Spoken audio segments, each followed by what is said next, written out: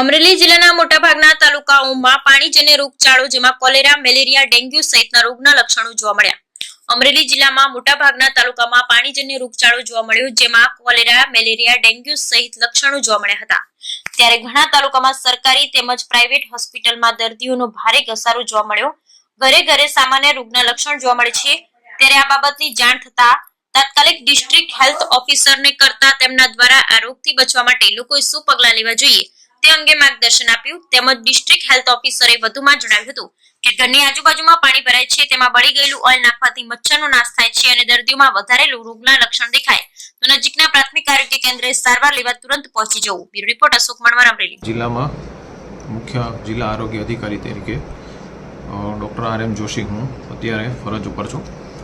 અત્યારે ચોમાસાની સિઝનમાં વરસાદ લગભગ બધી જગ્યાએ ખૂબ સારા પ્રમાણમાં અને સાર્વત્રિક વરસાદનો રાઉન્ડ શરૂ થયો છે.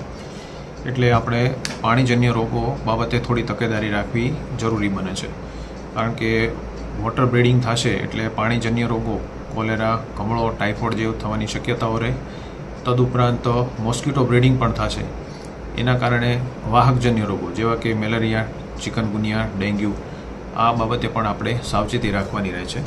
એટલે જાહેર જનતાને આ માધ્યમ દ્વારા હું અપીલ કરું છું કે ખાસ તો પહેલેથી આપણે આરોગ્યની બાબતમાં શરૂઆતથી જોઈએ તો આપણા ઘરની અંદર કુંડા છે, કુંજા છે અથવા તો જે ફ્રીજ છે એમાં પાણી ભરાઈ ન રહે, એમાં મોસ્કિટોનું બ્રીડિંગ ન થાય. ઇન્ડોર મોસ્કિટો બ્રીડિંગ થાય તો એ ડેન્ગ્યુ જેવા રોગો માટે જવાબદાર હોય છે.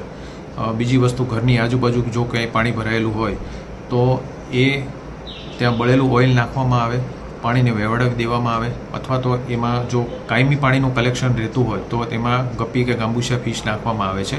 આ કામગીરી અમારી હેલ્થ ટીમ દ્વારા પણ રેગ્યુલરલી કરવામાં આવતી હોય છે અને એ અત્યારે ચાલુ છે.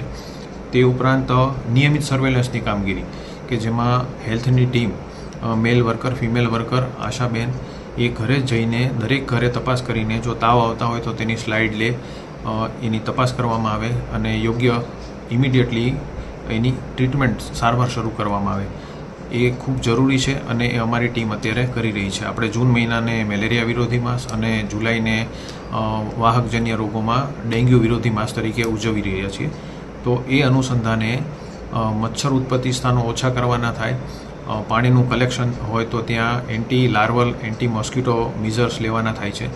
જો કોઈને તાવ અથવા એ પ્રકારના સિમ્ટમ્સ જોવા મળે તો એની ઇમિડિયેટલી સ્લાઇડ લેવામાં આવે, લોહીનું પરીક્ષણ કરવામાં આવે અને એની સારવાર કરવામાં આવે. તદુપરાંત અત્યારે જે પાણીજન્ય રોગોની વાત કરીએ તો ક્યાંય પણ લીકેજીસ કે એ જોવા મળે. ઘણી વખત એવું બનતું હોય છે કે ગટરના પાણી પીવાના પાણી સાથે આ સિઝનમાં મિક્સઅપ થતા હોય અને એના કારણે પાણીજન્ય રોગચાળો થાય. લારી ગલ્લાઓ ઉપર વાસી ખોરાક હોય અથવા તો ખુલ્લા ખોરાક રાખવામાં આવ્યા હોય, જે ખાવાની ચીજ વસ્તુ ઉગાડી ખુલ્લી રાખવામાં આવી હોય તો તે પણ ન ખાવી જોઈએ. પાણી ક્લોરિનેશનવાળું જ પીવામાં આવે, શુદ્ધ પાણી જ વાપરવામાં આવે. આ તકેદારીના પગલાં રાખવા ખૂબ જરૂરી છે જેથી આપણે આ પાણીજન્ય અને वाहकजन्य रोगों थी बची सकिए. सर हमारी चैनल की ओर से आखिरी क्वेश्चन है एक कि अगर ऐसे कुछ लक्षण दिखे तो दर्दी क्या करे? Immediately you will have to consult our health facility nearby you.